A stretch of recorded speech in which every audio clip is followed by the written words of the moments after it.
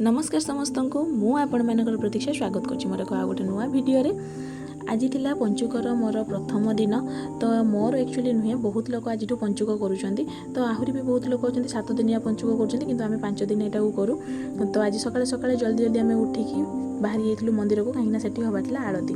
तो आरती सारिकी मु आसिकी आम तुलसी माँ पाखे गोटे सुंदर सा रंगोली बनी देती। मु पूरा रंगोली आपन को देखेबी, आपण माने वीडियो को जम्मा भी स्किप करेंगे। तो तापर मुझे आसिक पहुँच जाइली आम गढ़िया घाटे, कहीं ये हम बालुका पूजा।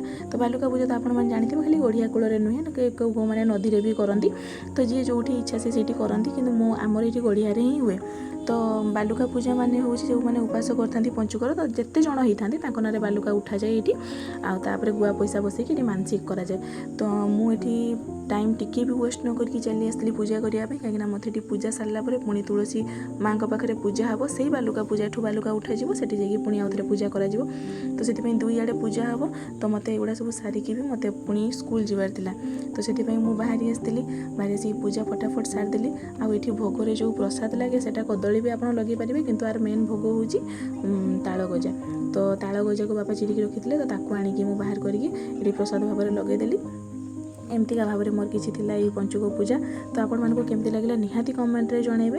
आज एतिकी रहिली। जय जगन्नाथ।